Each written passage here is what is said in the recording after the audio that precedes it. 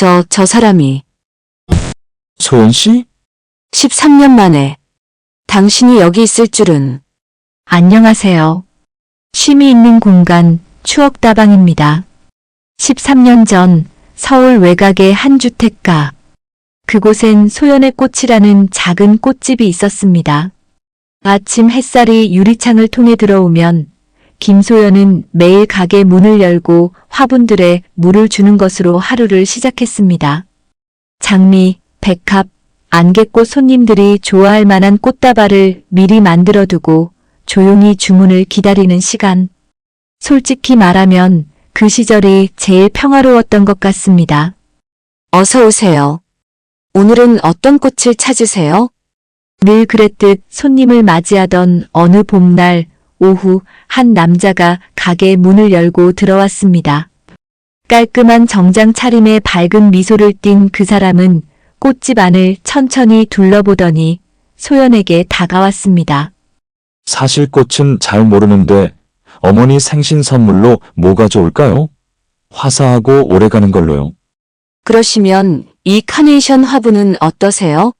관리만 잘하시면 한 달은 거뜬하거든요.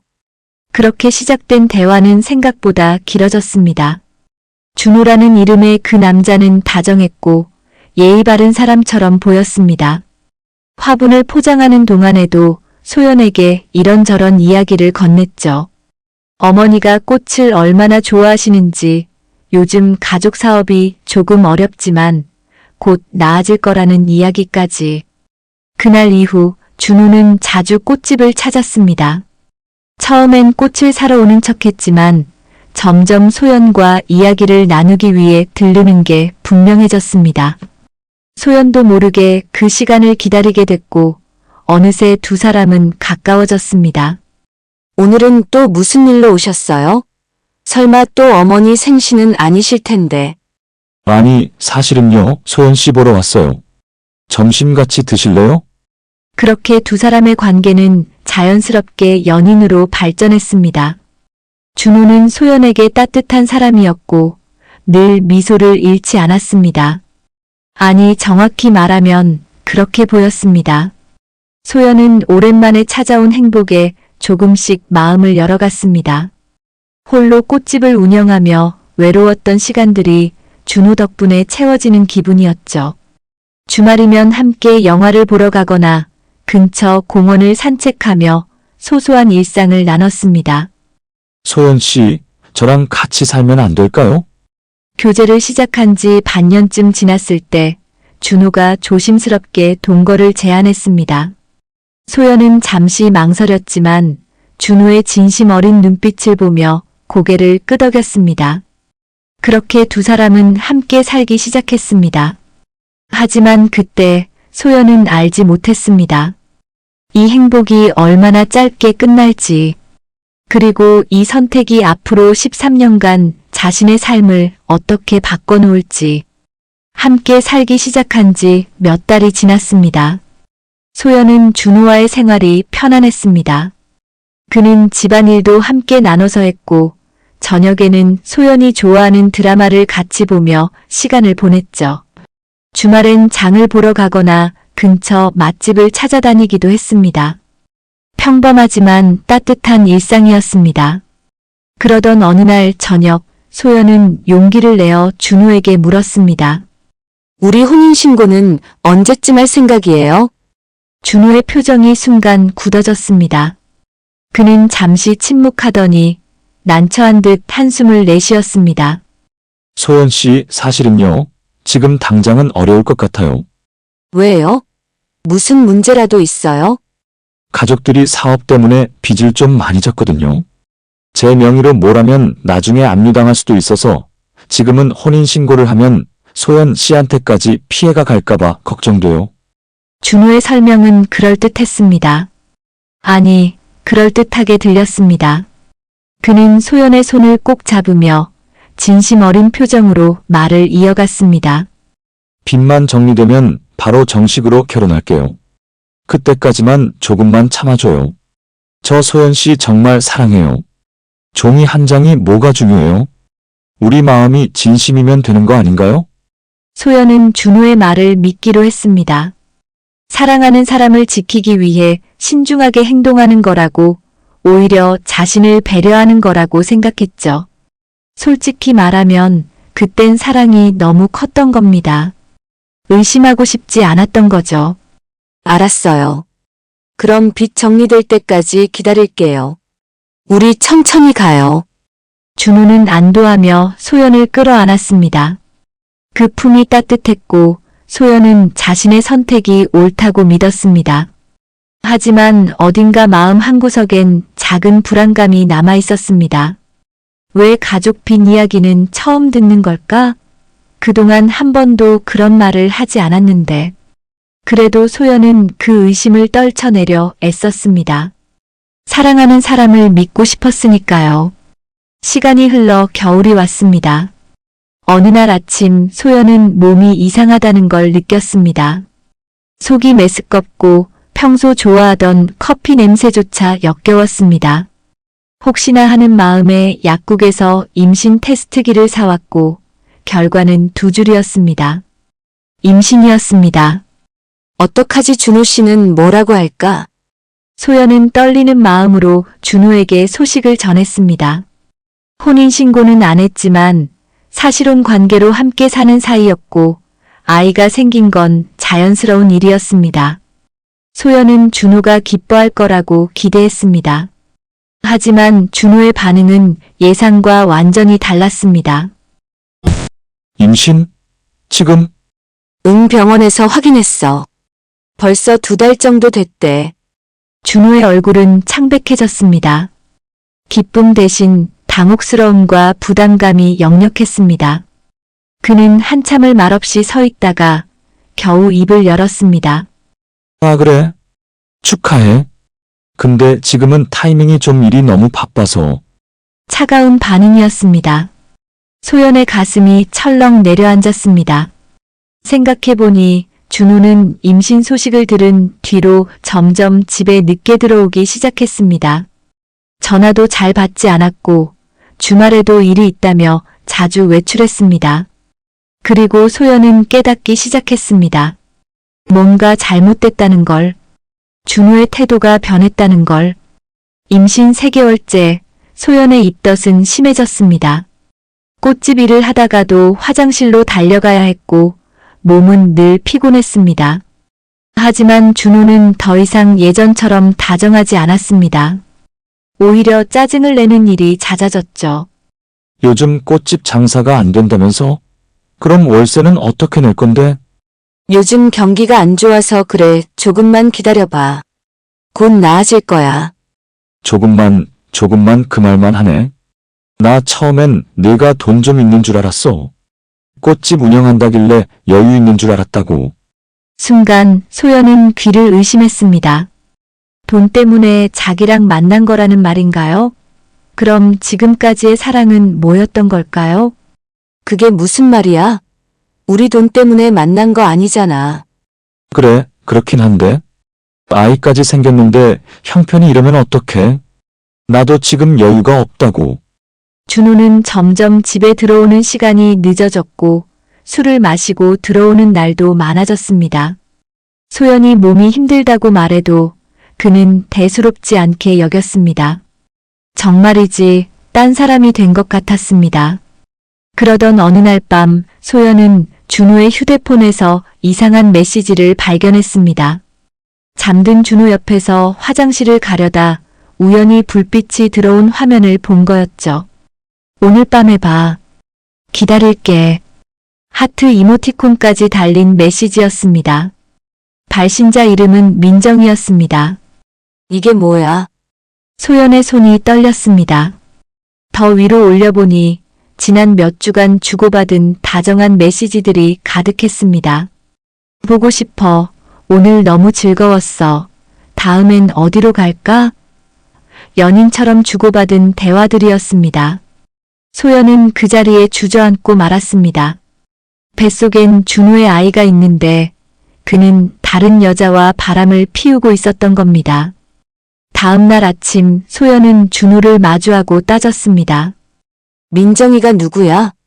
어젯밤 메시지 봤어. 그냥 회사 동료야. 별거 아니야. 별거 아니라고. 그렇게 다정하게 메시지를 주고받는 게 동료야?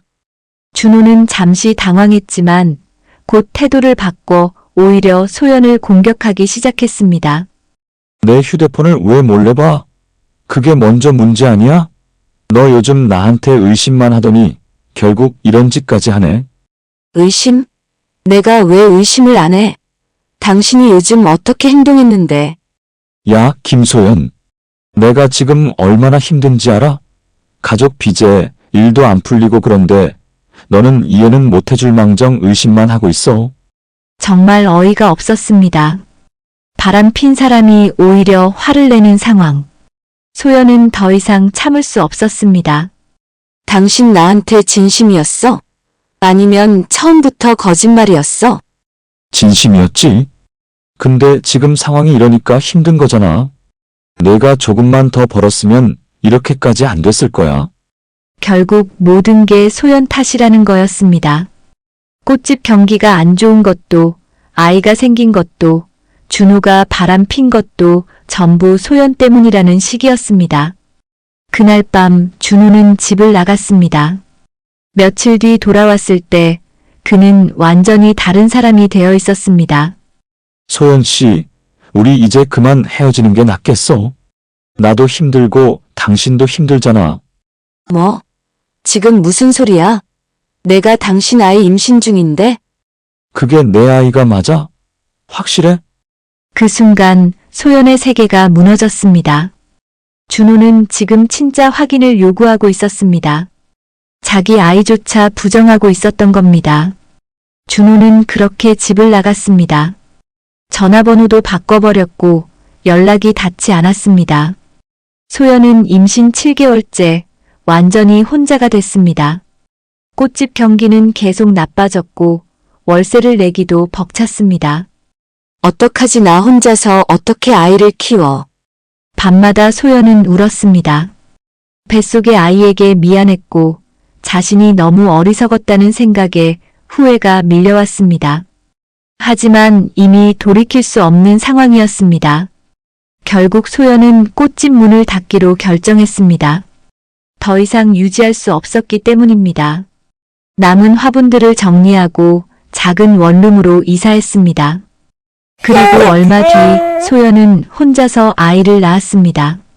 민수야, 엄마가 너를 꼭 지켜줄게. 미안해, 아빠 없이 태어나게 해서. 출산 후 병원비조차 감당하기 힘들었습니다. 소연은 친정 부모님께도 알리지 못했습니다.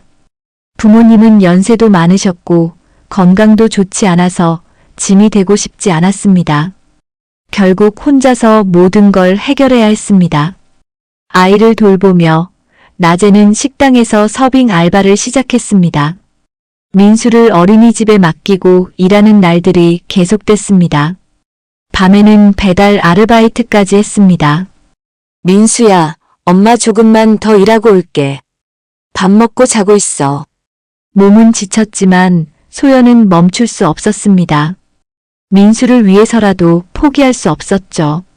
아이는 무럭무럭 자라났고 소연은 그 모습을 보며 조금씩 힘을 냈습니다. 그렇게 1년이 지나고 2년이 지났습니다. 그래도 우리 민수 때문에 버틸 수 있었어. 이 아이가 웃을 때마다 나도 다시 힘이 났어. 하지만 준호에 대한 원망은 사라지지 않았습니다. 양육비라도 받을 수 있다면 조금이나마 숨통이 트일 텐데 준호는 어디에 있는지조차 알 수 없었습니다. 전화번호도 바뀌었고 이사를 간 건지 집도 찾을 수 없었습니다. 소연은 가끔 생각했습니다. 만약 다시 그 사람을 마주치게 된다면 뭐라고 말할까? 어떻게 대응할까?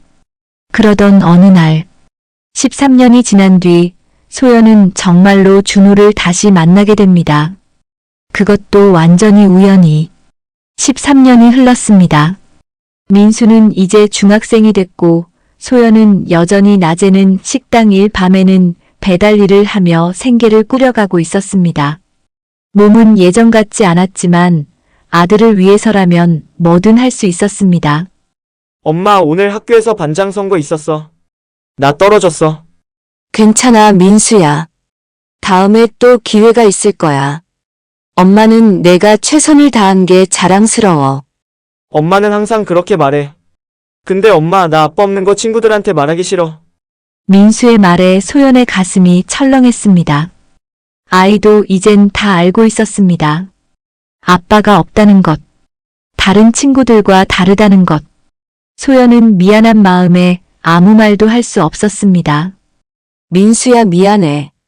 엄마가 더 잘해줬어야 했는데. 아니야, 엄마. 괜찮아. 엄마가 제일 좋아. 민수는 엄마를 위로하듯 환하게 웃어주었습니다. 그 미소를 보며 소연은 다시 한번 다짐했습니다. 이 아이만큼은 꼭 잘 키워내겠다고. 그날 저녁 소연은 평소처럼 배달 일을 나갔습니다. 오토바이에 배달 가방을 싣고 주문이 들어온 주소로 향했습니다. 목적지는 한 고깃집이었습니다. 준혼의 고깃집이라는 간판이 보였습니다. 준호? 설마 흔한 이름이니까 동명이인이겠지. 소연은 별 생각 없이 배달 가방을 들고 가게 앞에 섰습니다. 유리창 너머로 내부가 훤히 보였습니다. 그리고 그 순간 소연의 발이 멈췄습니다. 저 사람이. 가게 안에서 주방 일을 하고 있는 남자. 13년이 지났지만 그 얼굴을 잊을 수가 없었습니다. 박준호였습니다. 소연의 손에서 배달 가방이 미끄러져 떨어졌습니다. 쿵 하는 소리에 가게 안에 있던 사람들이 일제히 밖을 쳐다봤습니다. 준호도 고개를 돌렸고 두 사람의 시선이 마주쳤습니다. 준호의 얼굴이 순간 굳어졌습니다. 그도 소연을 알아본 겁니다. 소연은 떨리는 손으로 배달 가방을 주워들었습니다. 심장이 미친 듯이 뛰었습니다. 어떻게 해야 할지 몰랐습니다. 그냥 도망치고 싶었습니다. 하지만 이미 늦었습니다. 준호가 가게 밖으로 나왔습니다. 소소연 씨? 진짜 소연 씨야? 소연은 아무 말도 할 수 없었습니다. 13년 만에 마주친 그 사람. 자신과 민수를 버렸던 그 사람. 지금 멀쩡하게, 아니 오히려 더 잘 살고 있는 것처럼 보이는 그 사람. 어떻게 된 거야? 여기서 일해? 배달하는 거야? 준호의 목소리엔 놀라움이 섞여 있었습니다. 그런데 그 놀라움이 소연에겐 모욕처럼 들렸습니다. 마치 너 왜 그렇게 됐어? 라고 묻는 것 같았으니까요. 배달 왔어요. 주문하신 거 맞죠? 소연은 애써 침착한 척하며 배달 가방을 내밀었습니다. 준호는 잠시 망설이다가 가방을 받아들었습니다. 아, 그래. 고마워. 그런데 소연 씨, 잠깐 얘기 좀. 바빠서요. 다음 배달 가야 해요. 소연은 더 이상 그 자리에 있을 수 없었습니다. 오토바이에 올라타 시동을 걸었습니다. 떠나면서 뒤를 돌아보니 준호는 여전히 그 자리에 서서 자신을 바라보고 있었습니다. 그리고 그 옆으로 한 여자가 가게 밖으로 나왔습니다. 젊고 예쁜 여자였습니다. 그녀는 준호의 팔을 잡으며 뭔가를 물었고 준호는 고개를 저으며 안으로 들어갔습니다. 두 사람의 모습은 마치 부부처럼 보였습니다. 소연은 헬멧 속에서 눈물이 흐르는 걸 느꼈습니다. 저 사람은 지금 행복하게 살고 있네.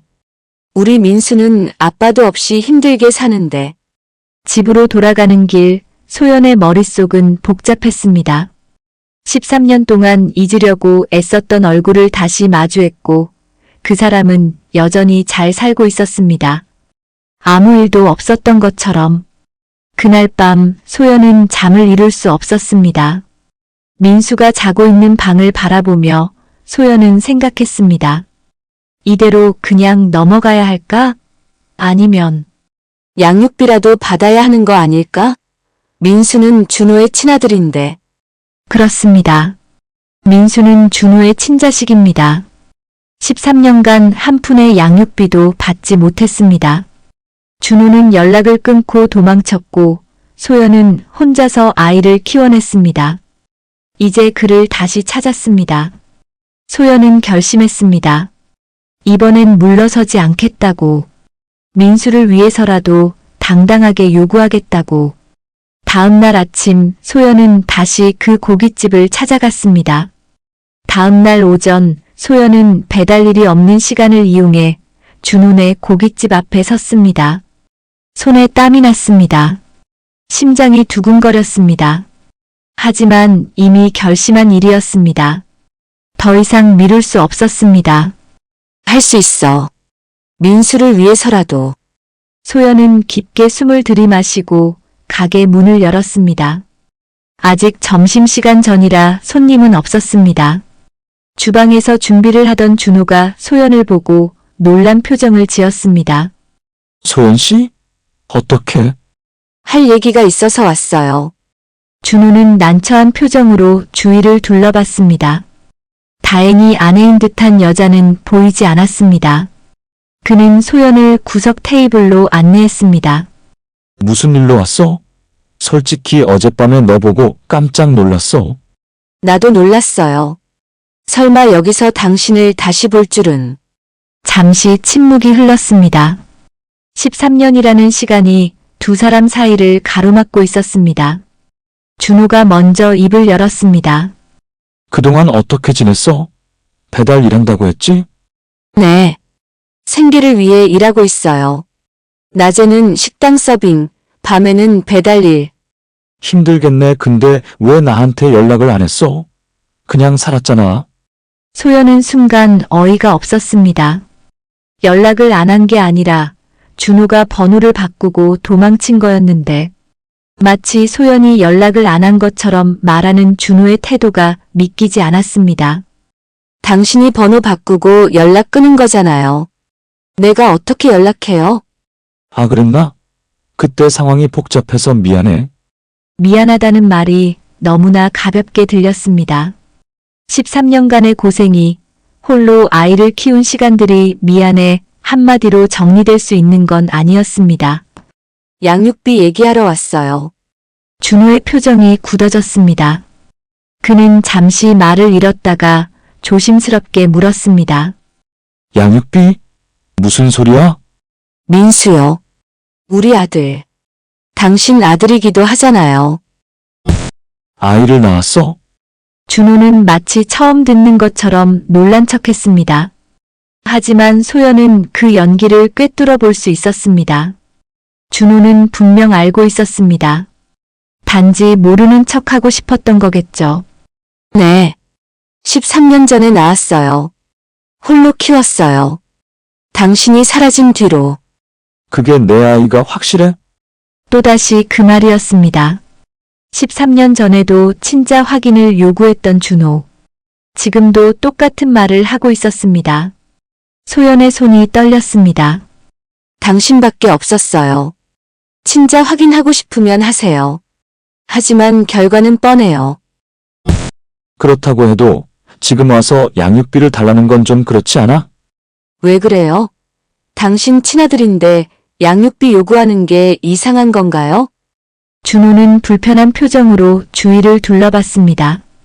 혹시 누가 듣고 있지 않을까 신경 쓰는 것 같았습니다. 목소리 좀 낮춰. 여기 내 가게야. 소연 씨, 솔직히 말할게. 나 지금 여유 없어. 가게 운영하는 것도 빠듯하고. 가게는 멀쩡해 보이던데요? 장사도 잘 되는 것 같고. 겉으로만 그래 보이는 거야.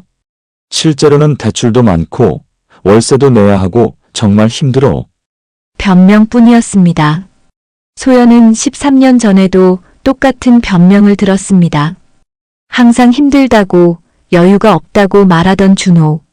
하지만 소연 눈엔 준호가 예전보다 훨씬 나아 보였습니다. 그럼 조금씩이라도 주면 안 돼요? 월 50만 원만이라도. 50만 원? 그것도 힘들어. 솔직히 말하면 나 지금 재혼했거든. 아내한테도 뭐라고 설명을 못해. 결국 본심이 나왔습니다. 새 아내에게 들킬까봐, 과거가 드러날까봐 두려운 겁니다. 준호는 지금 자신의 편안한 삶을 지키기 위해 소연과 민수를 외면하고 있었습니다. 그럼 민수는요? 당신 친아들은 어떡하고요? 내가 맡겨달라고 한 것도 아니잖아. 소연 씨가 낳기로 결정한 거고 혼자 키우기로 한 거잖아. 충격적인 말이었습니다. 마치 아이를 낳은 게 소연의 잘못인 것처럼, 혼자 키운 게 소연의 선택인 것처럼 말하는 준호. 소연은 눈물이 날 것 같았지만 꾹 참았습니다. 당신 정말 양심도 없는 거예요? 양심? 나도 내 삶이 있어. 더 이상 과거에 얽매이고 싶지 않아. 미안하지만 양육비는 줄 수 없어. 준호는 단호하게 말했습니다. 소연은 더 이상 할 말이 없었습니다. 그 순간 가게 문이 열리며 한 여자가 들어왔습니다. 어젯밤 본 그 여자, 준호의 아내였습니다. 가게로 들어온 여자는 소연을 보고 의아한 표정을 지었습니다. 준호는 순간 당황한 기색이 역력했습니다. 여보, 이분은 누구세요? 아, 그냥 옛날 아는 사람이야. 우연히 여기 왔대. 준호는 애써 자연스러운 척했지만 목소리에 긴장감이 묻어났습니다. 민정은 소연을 위아래로 훑어보더니 조심스럽게 물었습니다. 안녕하세요. 저는 이 가게 사모님이에요. 어떻게 아시는 분이세요? 13년 전에 알던 사이예요. 소연의 대답에 민정의 표정이 미묘하게 변했습니다. 13년 전이라는 시간대가 뭔가 걸렸던 걸까요? 민정은 남편 준호를 쳐다봤습니다. 13년 전요? 그때면 여보, 그때 당신 뭐 했을 때지? 그냥 일하고 있을 때지. 별거 아니야. 그냥 지인이야. 준호는 서둘러 화제를 돌리려 했습니다. 하지만 소연은 더 이상 참을 수 없었습니다. 13년간 혼자 아이를 키우며 겪은 고통, 지금까지 한 푼의 도움도 받지 못한 억울함이 한꺼번에 치밀어 올랐습니다. 그냥 지인이 아니에요. 우리 같이 살았어요. 네. 민정의 얼굴이 창백해졌습니다. 준호는 황급히 소연의 말을 막으려 했지만 소연은 멈추지 않았습니다. 사실혼 관계였어요. 그리고 제가 임신했을 때 이 사람이 저를 버렸어요. 야, 김소연. 지금 무슨 짓이야? 무슨 짓이요? 사실을 말하는 거예요. 당신은 저랑 아이를 버리고 도망갔어요. 그리고 지금 여기서 잘 살고 있더군요. 민정은 충격을 받은 표정으로 남편을 쳐다봤습니다. 준호는 변명을 늘어놓기 시작했습니다. 여보, 이건 오해야. 옛날 일이고 이미 다 끝난 일이야. 이 사람이 지금 와서 이상한 소리 하는 거야. 오해? 아이가 있다고 했잖아요. 그게 오해예요? 그게 내 아이인지도 확실하지 않아. 이 사람 말만 믿을 수는 없잖아. 또다시 친자 확인 이야기였습니다. 소연은 가방에서 민수의 사진을 꺼냈습니다. 중학교 입학식 때 찍은 사진이었습니다. 이게 우리 아들이에요. 민수. 지금 중학교 1학년이에요. 잘 보세요. 누구 닮았는지. 민정은 사진을 받아들었습니다. 그리고 순간 그녀의 얼굴이 더욱 창백해졌습니다. 사진 속 민수는 준호를 빼닮았습니다. 눈매, 코, 입모양까지 누가 봐도 부자 관계임을 알 수 있었습니다. 이건 당신 얼굴이잖아요. 그냥 비슷해 보이는 거야. 사진만 갖고 판단할 수는. 당신 지금 거짓말하고 있죠? 민정의 목소리가 떨렸습니다. 그녀는 남편을 믿고 싶었지만 사진을 보고 나니 의심할 여지가 없었습니다. 준호는 변명을 계속했지만 민정은 더 이상 듣지 않았습니다. 양육비는 한 푼도 안 줬어요? 네. 13년간 단 한 푼도요. 연락도 끊고 도망갔어요. 믿을 수가 없네요. 민정은 남편을 쳐다보며 말했습니다. 당신, 이게 무슨 짓이에요? 아이를 버리고 도망친 거예요? 여보, 그때는 상황이 복잡했어.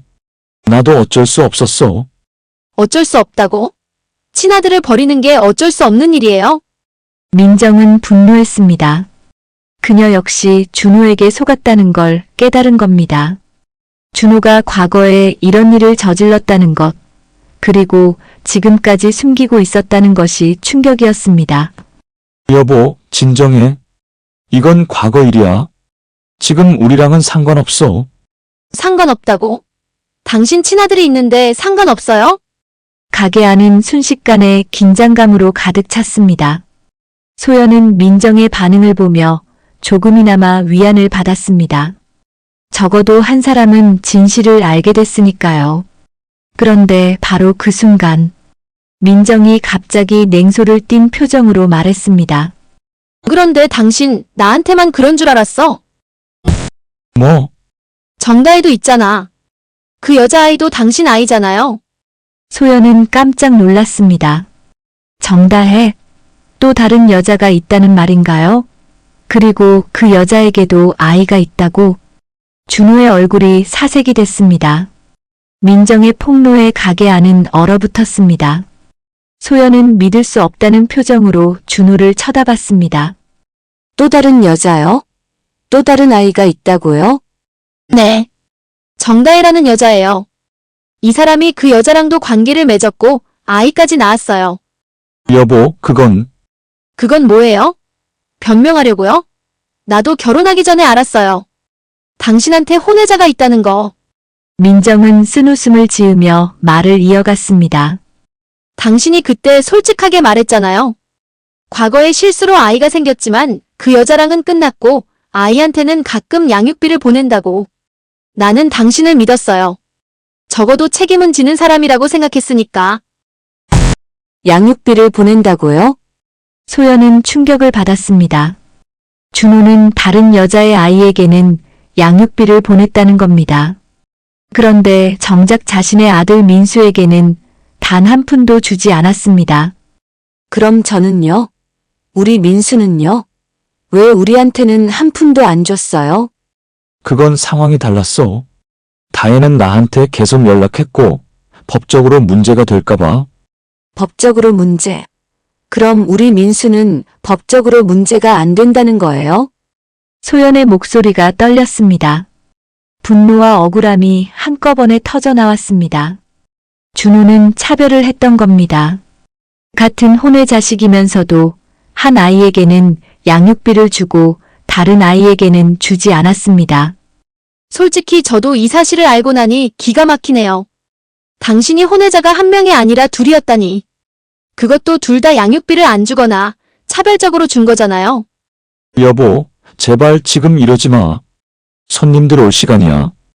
손님, 지금 그게 중요해요? 당신이 2명의 여자를 버렸고 2명의 아이를 제대로 책임지지 않았는데 민정은 점점 더 화가 났습니다. 그녀는 준호가 과거에 한 명의 실수가 있었다고 들었지만 실제로는 더 심각한 상황이었던 겁니다. 그 정다혜라는 분 아이는 지금 몇 살이에요? 11살쯤 된 걸로 알아요. 이 사람이 가끔 양육비 보낼 때 통장 내역 봤거든요. 11살. 그럼 민수보다 2살 어립니다. 즉, 준호는 소연과 함께 살던 시기에도 다른 여자와 관계를 맺고 있었다는 뜻입니다. 민정과도 그랬을 가능성이 높았죠. 당신 정말 최악이네요. 나도 어쩔 수 없었어. 그때는 다 힘들었다고. 준호가 소리를 질렀습니다. 하지만 그 목소리엔 반성보다는 자기 변명과 짜증이 더 많이 섞여 있었습니다. 어쩔 수 없었다고? 그럼 지금은 뭐예요? 지금도 어쩔 수 없는 거예요? 지금은 달라. 우리 가게도 있고 안정됐잖아. 그런데 갑자기 옛날 일을 들춰내면 어떡해? 옛날 일이 아니에요. 민수는 지금도 당신 아들이에요.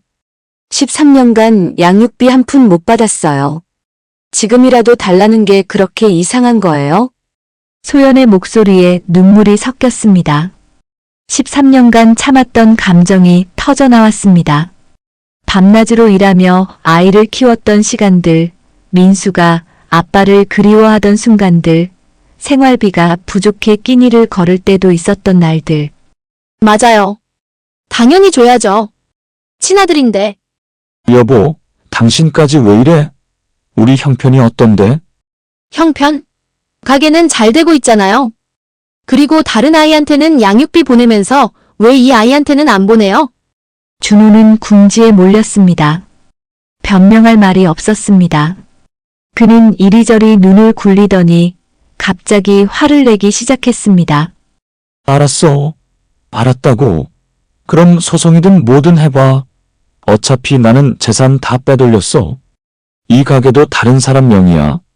양육비 소송에도 받아낼 거 없어. 협박이었습니다. 준호는 이미 양육비 청구에 대비해 재산을 숨겨놓았다는 겁니다.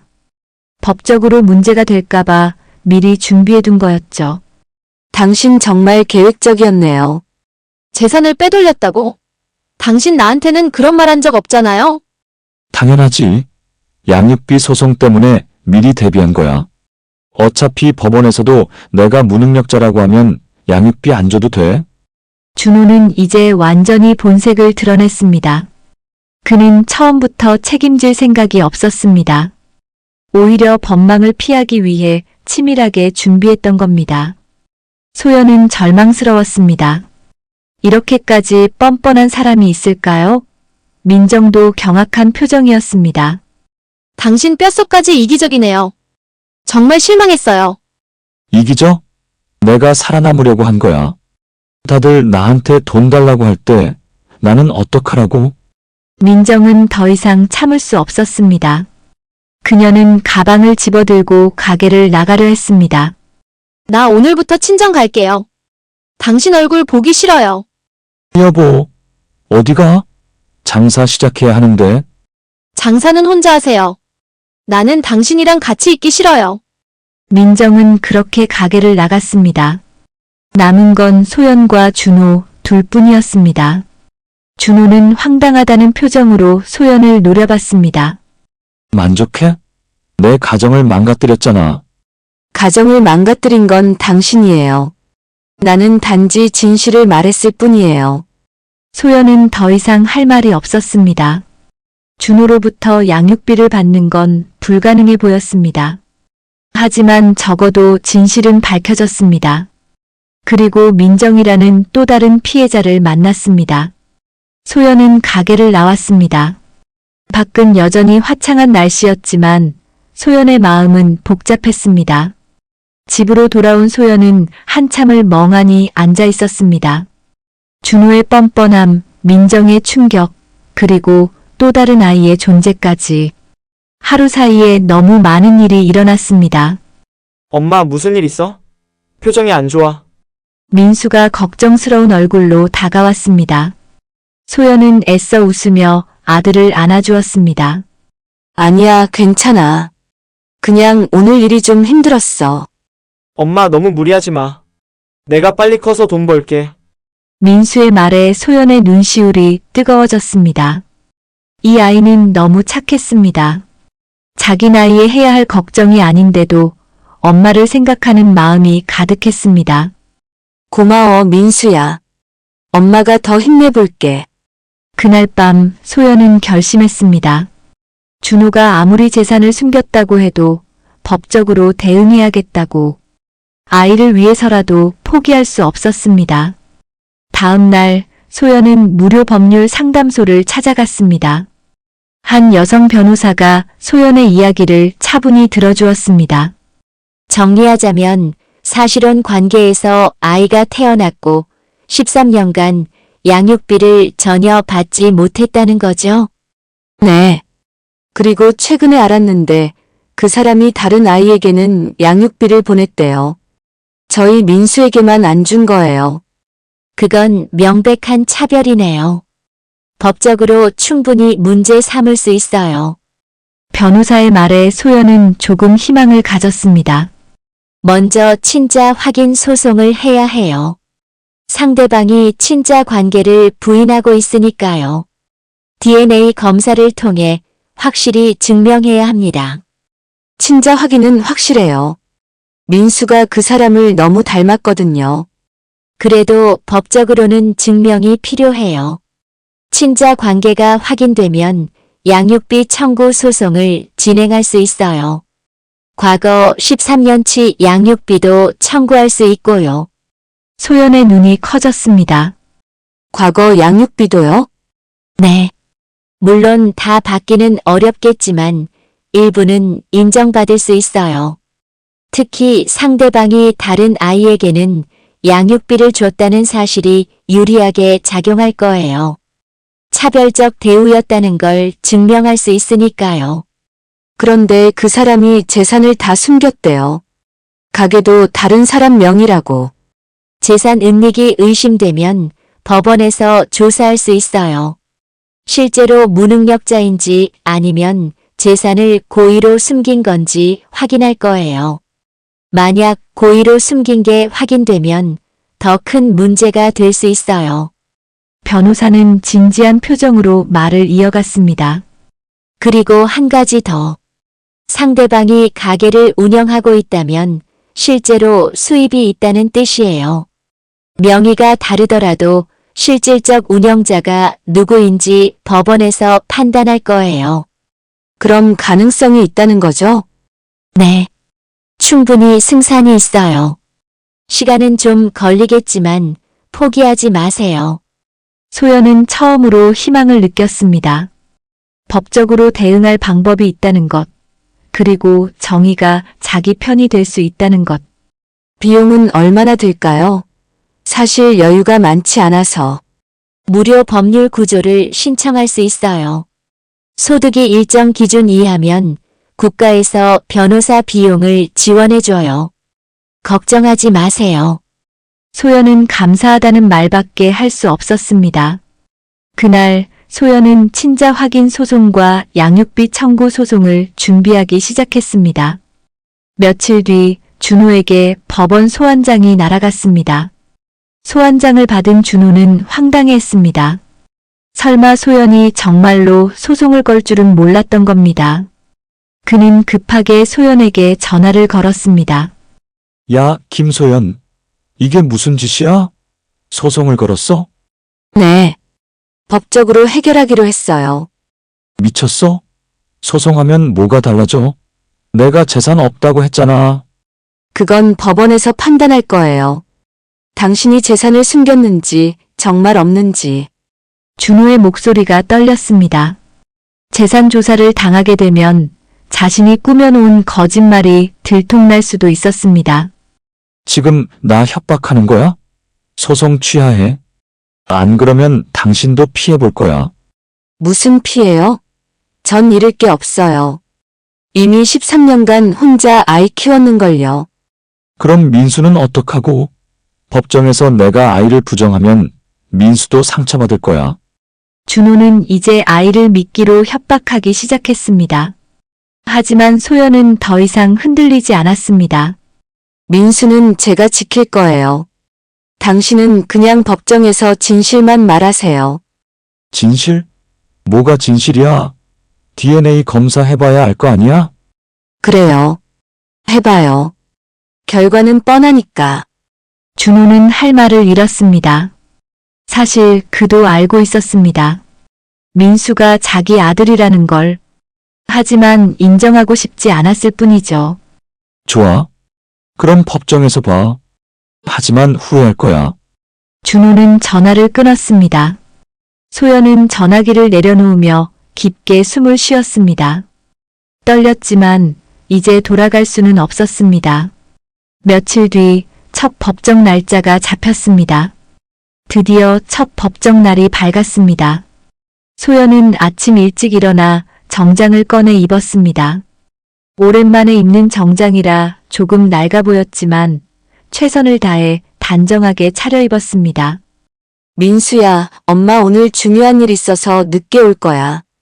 저녁은 냉장고에 있는 거 데워 먹고. 엄마 무슨 일인데? 표정이 긴장된 것 같아. 응, 엄마가 해결해야 할 일이 있어. 걱정하지 마. 소연은 민수에게 자세한 이야기를 하지 않았습니다. 아직 아이에게 아버지에 대한 이야기를 꺼내기엔 이른 것 같았습니다. 일이 어떻게 될지도 모르는 상황이었으니까요. 법원에 도착하자 변호사가 소연을 맞이했습니다. 긴장하지 마세요. 오늘은 첫 번째 변론 기일이에요. 서로의 주장을 듣는 자리니까 너무 부담 갖지 마세요. 네, 알겠습니다. 법정 안으로 들어서자 준호가 이미 앉아 있었습니다. 그 옆에는 낯선 남자 변호사가 있었습니다. 준호는 소연을 보자마자 눈을 피했습니다. 어딘가 불편한 표정이었죠. 판사가 입장하고 재판이 시작됐습니다. 친자 확인 및 양육비 청구 사건입니다. 원고 측 주장을 들어보겠습니다. 네, 재판장님. 원고 김소연은 피고 박준호와 13년 전 사실혼 관계를 유지했으며 그 사이에서 아들 민수를 출산했습니다. 그러나 피고는 원고가 임신한 사실을 알고도 책임을 회피했고 출산 후에도 양육비를 단 한 푼도 지급하지 않았습니다. 변호사는 차분하지만 단호하게 상황을 설명했습니다. 특히 피고는 다른 여성과의 사이에서 낳은 자녀에게는 양육비를 지급했으나 원고의 자녀에게는 지급하지 않아 명백한 차별적 처우가 있었습니다. 이에 친자 확인 및 과거 양육비를 포함한 양육비 지급을 청구합니다. 피고 측 입장을 들어보겠습니다. 재판장님, 피고는 원고와의 친자 관계를 부인합니다. 당시 사실혼 관계였다는 주장도 명확하지 않으며 친자 여부에 대한 확인이 우선되어야 합니다. 준호의 변호사는 일단 친자 관계부터 부정하는 전략을 택했습니다. 그렇다면 DNA 친자 확인 검사를 진행하도록 하겠습니다. 피고 측은 검사에 응할 의향이 있습니까? 네, 응하겠습니다. 준호의 변호사는 잠시 망설였지만 거부할 방법이 없었습니다. 법원에서 명령하는 친자 확인 검사는 거부할 수 없었으니까요. 좋습니다. 다음 기일까지 친자 확인 검사를 완료하시고 결과를 제출해 주시기 바랍니다. 다음 변론 기일은 4주 후로 지정하겠습니다. 짧은 첫 번째 재판이 끝났습니다. 법정을 나서는 소연을 준호가 불렀습니다. 김소연, 잠깐만. 무슨 일이에요? 아직 늦지 않았어. 소송 취하해. 내가 조금씩이라도 줄게. 법정까지 갈 필요 없잖아. 준호는 이제야 조금 양보하는 척했습니다. 하지만 소연은 이미 그의 본성을 알고 있었습니다. 조금씩요? 얼마인데요? 한 달에 20만 원 정도? 20만 원이요? 그걸로 뭘 하라는 거예요? 소연은 황당했습니다. 13년간 양육비를 안 줬던 사람이 이제 와서 20만 원을 제시하다니. 법원에서 결정하게 놔두세요. 저는 더 이상 당신과 협상할 생각 없어요. 후회할 거야. 법정에서 이기기 힘들 거야.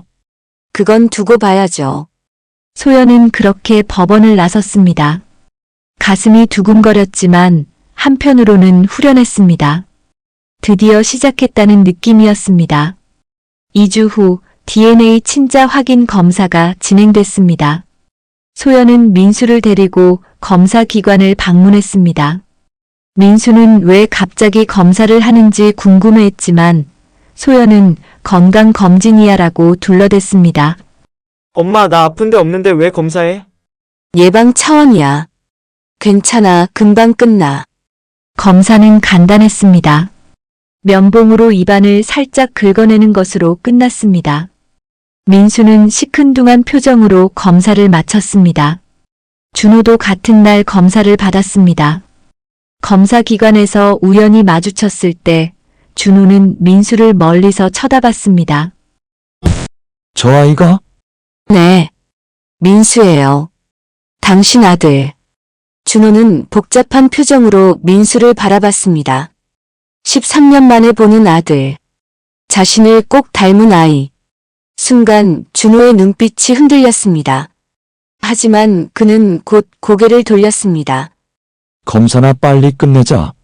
그렇게 둘은 각자 검사를 마치고 헤어졌습니다. 2주가 더 지나고 결과가 나왔습니다. 소연 씨, 결과 나왔어요. 99.99% 친자 관계가 확인됐어요. 예상했던 결과예요. 이제 피고 측에서 더 이상 친자 관계를 부인할 수 없어요. 다음 재판에서는 양육비 산정이 주요 쟁점이 될 거예요. 소연은 안도의 한숨을 내쉬었습니다. 이제 첫 번째 관문을 넘었습니다. 준호가 아무리 부인해도 과학적으로 증명된 사실 앞에서는 어쩔 수 없었습니다. 다음 재판날 법정은 긴장감으로 가득했습니다. 친자 확인 검사 결과가 제출됐습니다. 피고 박준호와 아동 민수는 99.99% 친자 관계로 확인됐습니다. 판사의 말에 법정이 조용해졌습니다. 준호는 고개를 숙였습니다. 더 이상 부인할 수 없었습니다. 피고 측 친자 관계에 대해 이의가 있습니까? 없습니다. 그렇다면 이제 양육비 산정에 대해 논의하겠습니다. 원고 측은 얼마를 청구합니까? 재판장님, 원고는 과거 13년치 양육비와 향후 양육비를 청구합니다. 피고의 소득 수준을 고려할 때 월 80만 원이 적정하다고 판단됩니다. 따라서 과거 13년치는 약 1억 2천만 원입니다. 1억 2천만 원. 어마어마한 금액이었습니다. 준호의 얼굴이 창백해졌습니다. 1억 2천? 말도 안 돼. 피고, 조용히 하십시오.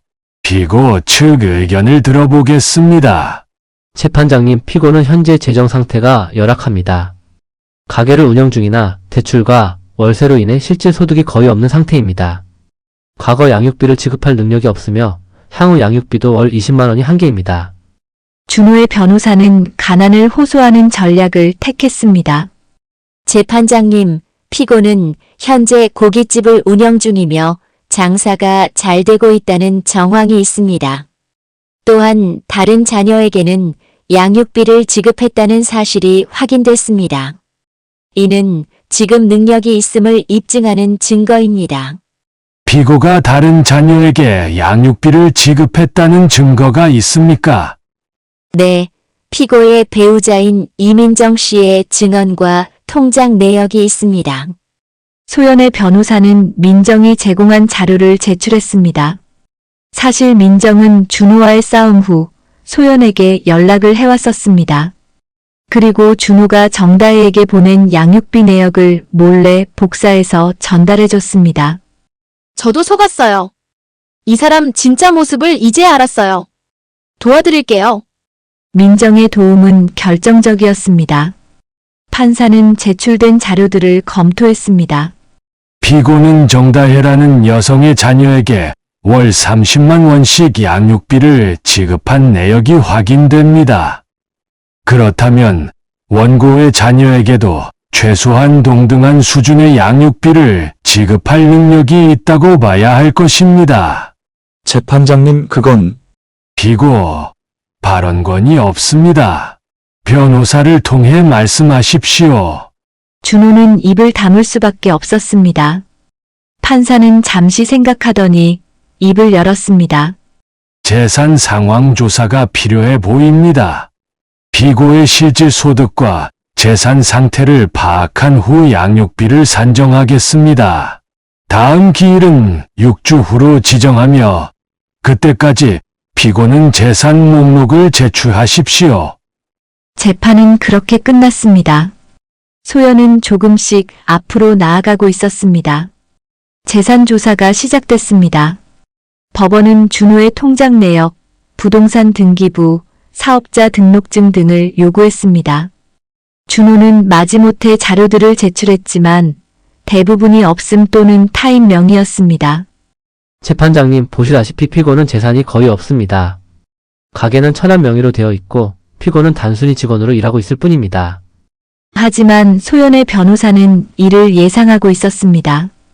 재판장님, 피고가 제출한 자료는 명백한 재산 은닉의 정황을 보입니다. 가게가 천한 명의라고 하나 실질적 운영자는 피고입니다. 가게 간판에도 준호네 고깃집이라고 명시되어 있습니다. 증거가 있습니까? 네, 가게 사진과 인근 상인들의 증언을 확보했습니다. 모두가 피고를 사장님으로 알고 있습니다. 소연의 변호사는 철저하게 준비했습니다. 가게를 여러 차례 방문해 사진을 찍었고 주변 상인들에게 준호가 실제 운영자라는 증언을 받아냈습니다. 피고 측 이에 대해 해명하시겠습니까? 가게 운영을 돕고는 있으나 법적 소유주는 처남입니다. 피고는 월급을 받는 직원일 뿐입니다. 그렇다면 피고의 월급 명세서를 제출해 주시기 바랍니다. 그리고 4대 보험 가입 내역도 함께요. 준호의 변호사는 당황했습니다. 사실 준호는 직원으로 등록되어 있지 않았습니다. 4대 보험도 가입하지 않았습니다. 세금을 피하기 위해 모든 걸 처남 명의로 돌린 거였죠. 그건 가족 사업이다 보니 정식으로 등록하지 않았습니다. 정식 고용 관계가 아니라면 피고는 사실상 무소득자라는 뜻입니까? 네, 법적으로는 그렇습니다. 준호는 자신이 무소득자라고 주장했지만 이는 오히려 독이 됐습니다. 재판장님, 피고가 무소득자라고 주장하면서도 실제로는 가게를 운영하며 수익을 얻고 있다면 이는 명백한 탈세이자 재산 은닉입니다. 국세청에 조사를 의뢰해야 한다고 생각합니다. 원고 측 주장이 타당해 보입니다. 이 사건은 국세청에 통보하도록 하겠습니다. 그리고 피고는 실질 소득을 정확히 밝히지 않으면 불리한 판결을 받을 수 있음을 경고합니다. 준호의 얼굴이 새하얗게 변했습니다. 국세청 조사가 들어가면 그동안 숨겨왔던 모든 게 드러날 수 있었습니다. 탈세로 인한 추징금까지 물게 될 수도 있었습니다. 재판장님, 제가 실수했습니다. 가게 수입을 정확히 신고하겠습니다. 이미 늦었습니다. 다음 기일까지 정확한 소득 증빙 자료를 제출하십시오. 그리고 국세청 조사에는 성실히 응하시기 바랍니다. 재판이 끝나고 준호는 창백한 얼굴로 법정을 나섰습니다. 그의 재산 은닉 계획은 완전히 무너졌습니다. 소연은 변호사에게 감사 인사를 전했습니다. 변호사님, 정말 감사합니다. 이렇게까지 해주실 줄 몰랐어요. 당연한 일을 한 거예요. 부당한 일을 바로잡는 게 제 일이니까요. 조금만 더 힘내세요. 거의 다 왔어요. 소연은 처음으로 승리의 맛을 느꼈습니다. 한편 준호의 집에서는 또 다른 파장이 일고 있었습니다. 민정은 재판 소식을 듣고 더 이상 참을 수 없었습니다. 남편이 재산을 은닉했다는 사실, 그리고 탈세까지 했다는 사실에 충격을 받았습니다. 당신, 이제 정말 끝이야. 나 이혼할 거야. 여보, 진정해.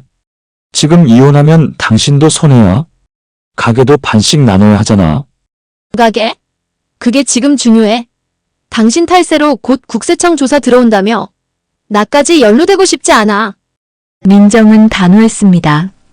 그녀는 이미 변호사를 통해 이혼 절차를 알아보고 있었습니다. 준호와의 결혼 생활은 이제 끝이었습니다. 내가 잘못했어. 다시 시작하자. 제발. 다시 시작. 당신은 변하지 않아. 13년 전에도 여자를 버렸고 지금도 똑같아. 나도 언젠가 버려질 거라는 걸 이제 알았어. 민정의 말은 냉정했습니다. 그녀는 짐을 싸기 시작했습니다. 준호는 막으려 했지만 민정은 이미 마음을 굳혔습니다. 그리고 말이야, 나 소연 씨한테 미안해. 그 사람이 얼마나 힘들었을지 생각하니까 가슴이 아파. 당신까지 그 여자 편을 들어? 편을 드는 게 아니야. 당연한 말을 하는 거야. 당신이 잘못한 거잖아. 민정은 가방을 들고 집을 나섰습니다. 준호는 혼자 남았습니다. 아내도 재산도 모든 게 무너지고 있었습니다.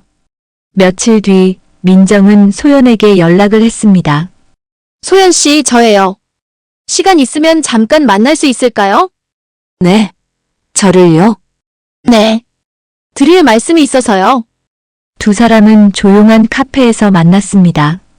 민정은 소연에게 진심 어린 사과를 건넸습니다. 정말 죄송해요. 제가 준호와 결혼할 때 당신의 존재를 몰랐어요. 알았다면 아마 결혼하지 않았을 거예요.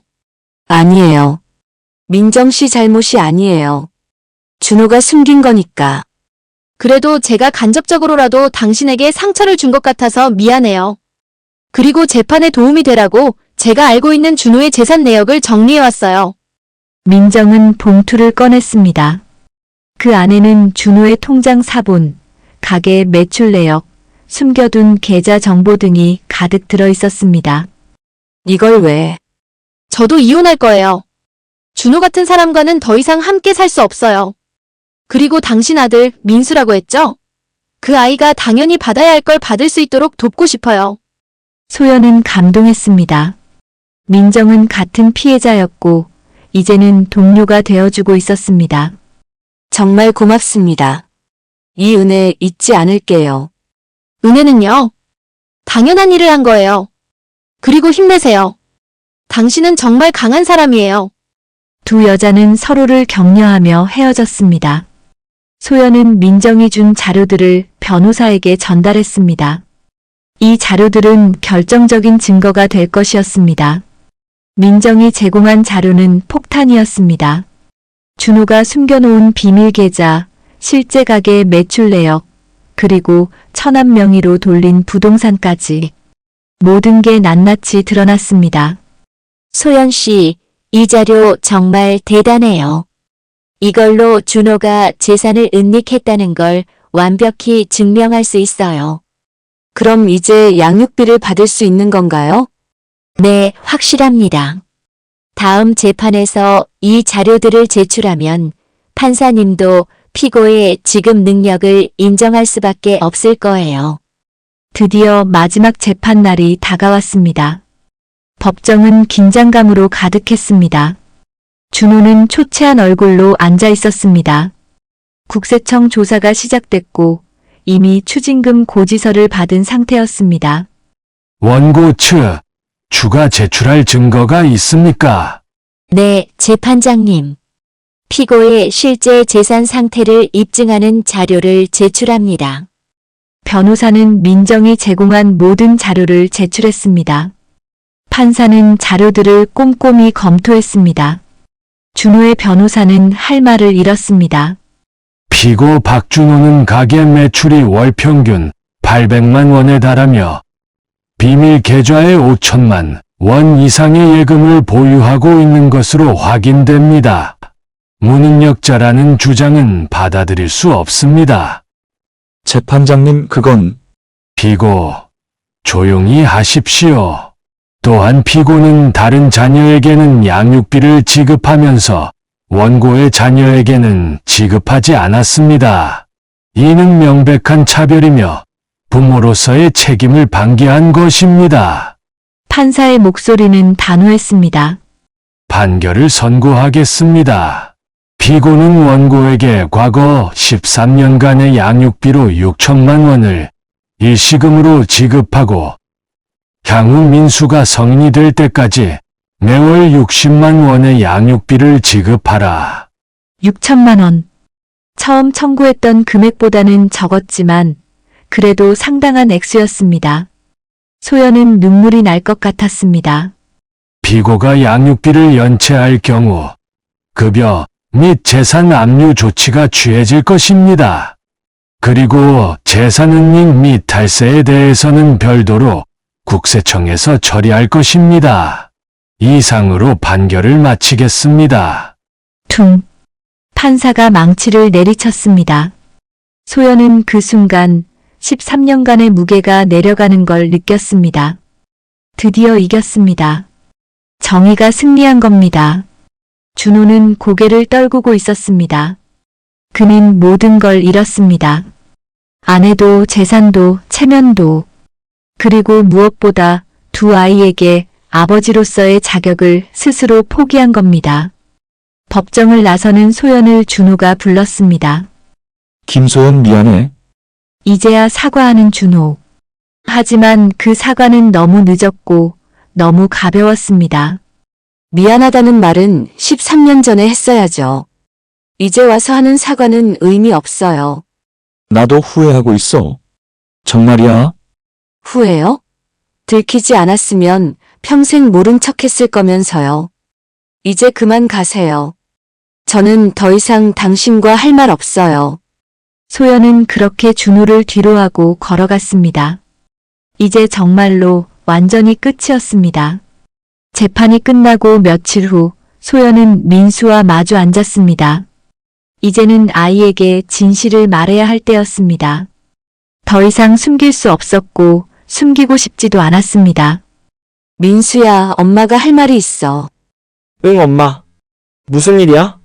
소연은 깊게 숨을 들이마셨습니다. 사실은 내 아빠를 찾았어. 아니, 우연히 다시 만나게 됐어. 아빠를? 민수의 눈이 커졌습니다. 13년 동안 존재하지 않았던 아버지. 민수는 항상 아버지에 대해 궁금했지만 엄마에게 물어보기가 조심스러웠습니다. 그럼 아빠 어디 있어? 만날 수 있어? 민수야, 엄마가 먼저 말할게. 내 아빠는 좋은 사람이 아니었어. 소연은 조심스럽게 이야기를 시작했습니다. 13년 전의 일, 준호가 자신들을 버렸던 일, 그리고 최근의 재판까지. 아이가 이해할 수 있는 수준으로 천천히 설명했습니다. 아빠는 우리를 책임지지 않았어. 그래서 엄마가 법적으로 싸워서 이제 아빠가 양육비를 내기로 했어. 그럼 아빠는 나를 원하지 않았던 거야? 민수의 목소리가 떨렸습니다. 소연의 가슴이 찢어지는 것 같았습니다. 민수야, 그건 아빠의 잘못이지 내 잘못이 아니야. 너는 정말 소중하고 사랑받을 자격이 있는 아이야. 그래도 아빠가 나를 버렸다는 게 슬퍼. 민수는 눈물을 흘리기 시작했습니다. 소연은 아들을 꼭 안아주었습니다. 울어도 돼. 슬퍼도 돼. 하지만 기억해. 엄마는 항상 내 편이고 너를 사랑해. 그리고 내가 자랑스러워. 엄마 고마워. 그동안 고생 많았지? 민수는 눈물을 닦으며 엄마를 꼭 안았습니다. 13살 소녀는 어른보다 더 성숙하게 상황을 받아들였습니다. 엄마, 나는 아빠 안 만나도 돼. 엄마만 있으면 충분해. 고마워, 민수야. 내가 있어서 엄마가 힘낼 수 있었어.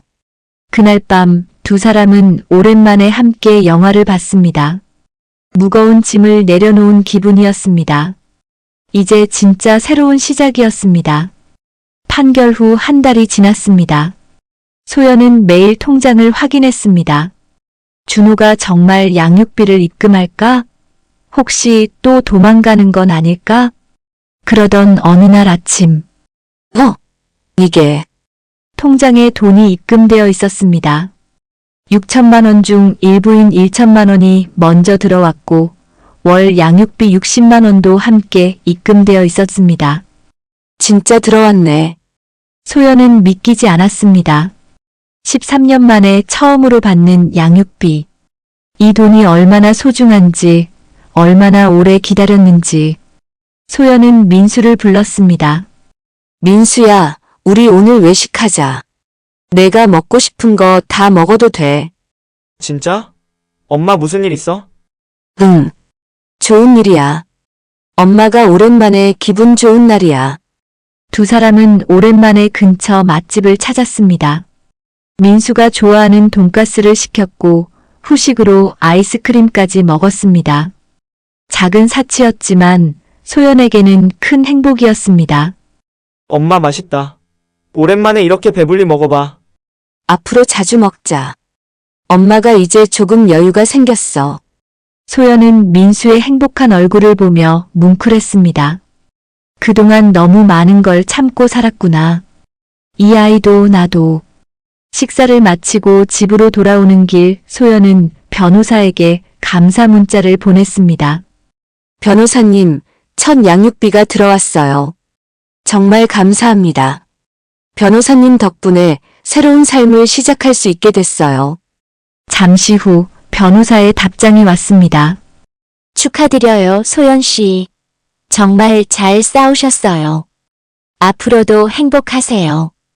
혹시 준호가 양육비를 연체하면 언제든 연락주세요. 소연은 미소를 지었습니다.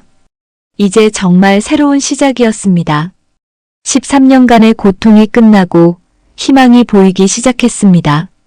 한편 준호는 완전히 무너졌습니다.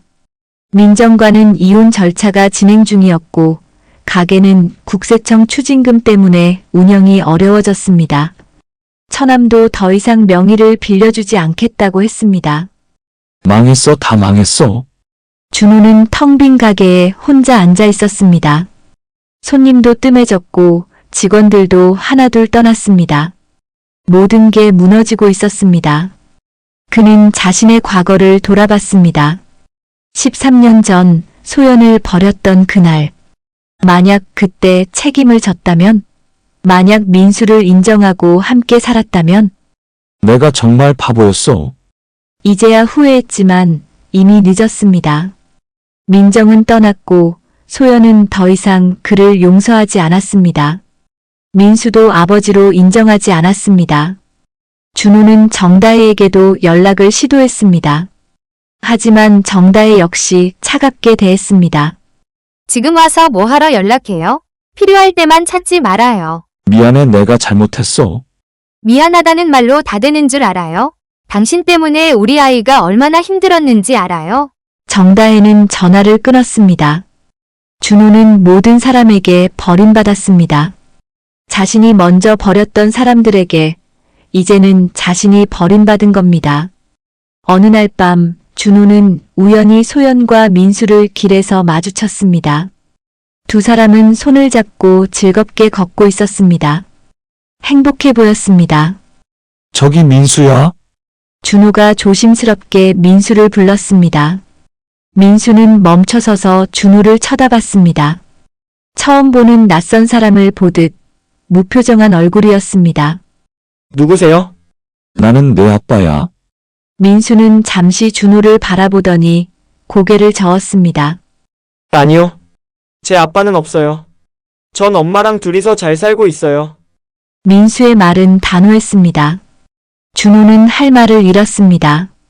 소연은 민수의 손을 잡고 걸어갔습니다. 뒤도 돌아보지 않았습니다. 준호는 그 자리에 서서 두 사람의 뒷모습을 바라봤습니다. 내가 정말 잘못했구나.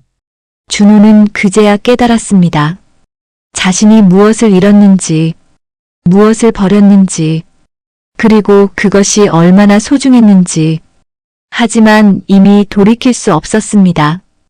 양육비를 받기 시작한 후 소연의 삶은 조금씩 나아졌습니다. 배달 일을 줄이고 낮 시간에는 민수와 함께 보낼 수 있게 됐습니다. 여유가 생기니 오랜만에 자신을 돌아볼 수 있었습니다. 이제 좀 숨통이 트이네. 13년 만에 처음이야. 소연은 오랜 꿈이었던 작은 플라워 카페를 준비하기 시작했습니다. 13년 전 접었던 꽃집을 다시 시작하는 건 아니지만 꽃을 다루는 일은 여전히 좋아했습니다. 작은 공간을 얻어서 낮에는 카페를, 한쪽에는 꽃을 판매하는 형태였습니다. 엄마 가게 이름은 뭐로 할 거야? 민수네 꽃카페 어때? 에이 부끄러워. 다른 이름으로 해. 두 사람은 웃으며 이름을 고민했습니다. 결국 다시 피는 꽃이라는 이름을 정했습니다. 소연의 삶을 상징하는 이름이었습니다.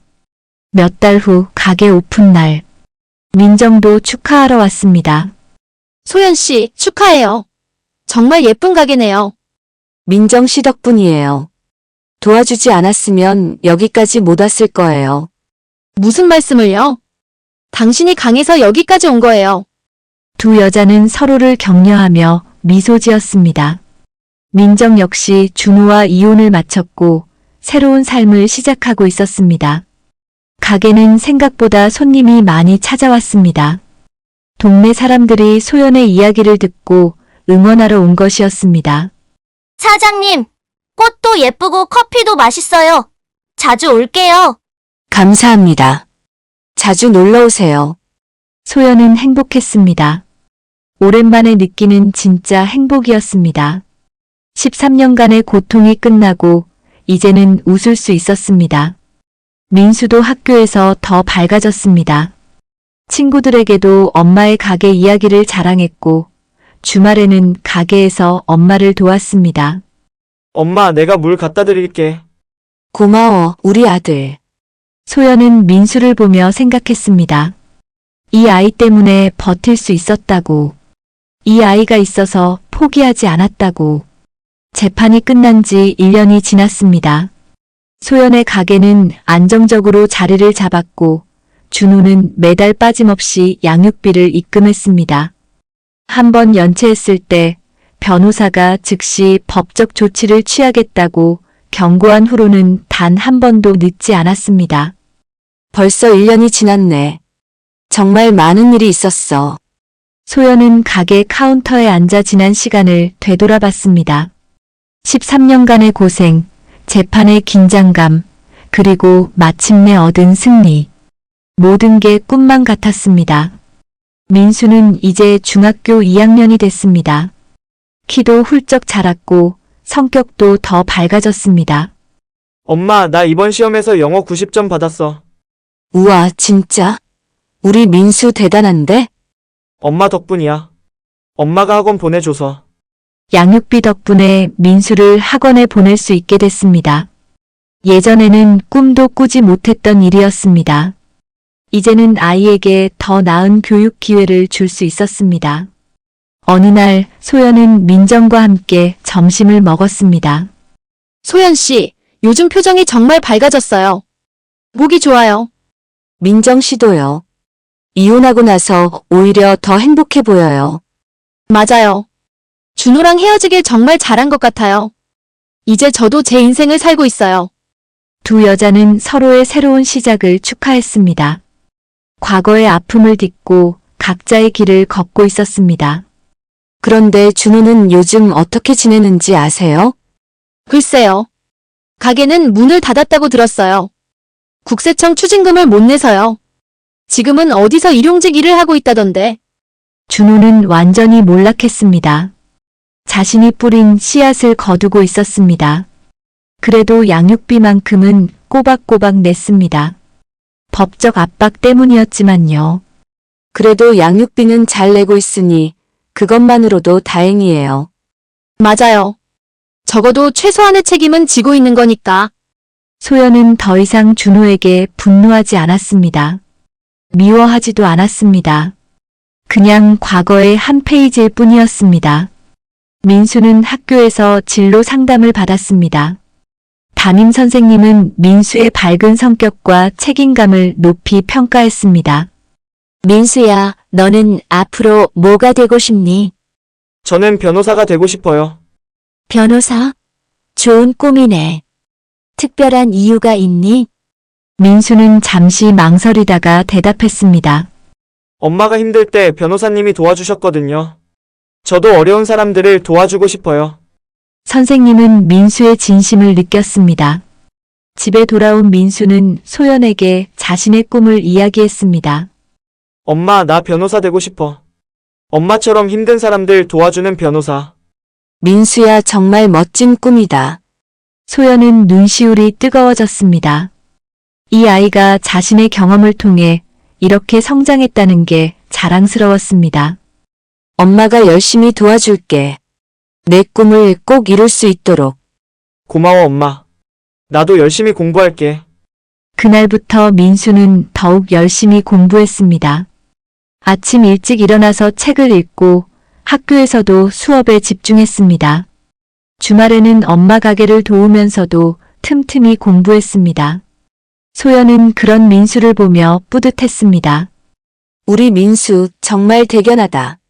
이렇게까지 성장할 줄 몰랐어. 민수는 학교에서도 모범생으로 인정받았습니다. 친구들에게도 인기가 많았고 선생님들도 민수를 칭찬했습니다. 어느 날 민수는 학교에서 상을 받았습니다. 모범 학생상이었습니다. 소연은 시상식에 참석했습니다. 민수 학생은 성실하고 책임감 있으며 다른 친구들에게도 모범이 되는 학생입니다. 민수가 단상에 올라가 상을 받는 모습을 보며 소연은 눈물을 흘렸습니다. 행복의 눈물이었습니다. 민수야, 정말 자랑스러워. 엄마 이상은 엄마 덕분이야. 엄마가 포기하지 않고 나를 키워줘서. 민수는 엄마를 꼭 안아주었습니다. 두 사람은 서로를 의지하며 여기까지 왔습니다.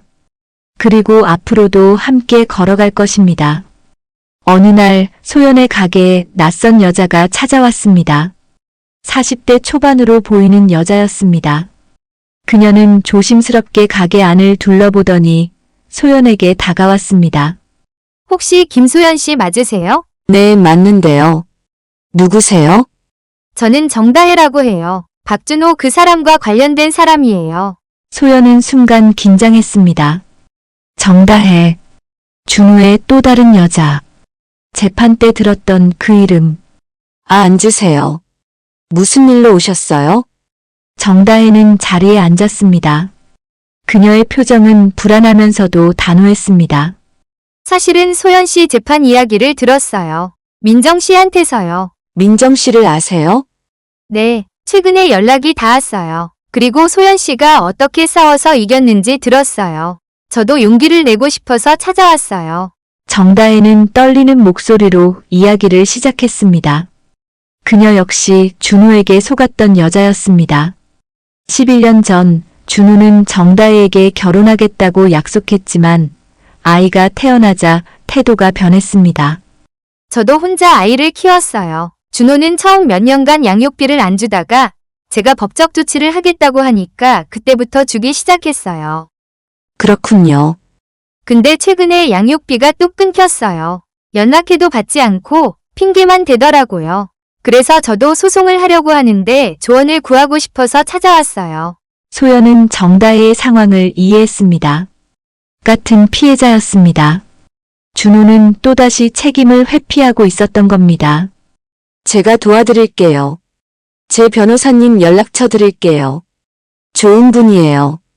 정말요? 고마워요. 솔직히 어떻게 시작해야 할지 막막했거든요. 소연은 자신이 도움받았던 것처럼 정다혜를 도와주기로 했습니다. 두 여자는 서로의 이야기를 나누며 공감대를 형성했습니다. 포기하지 마세요.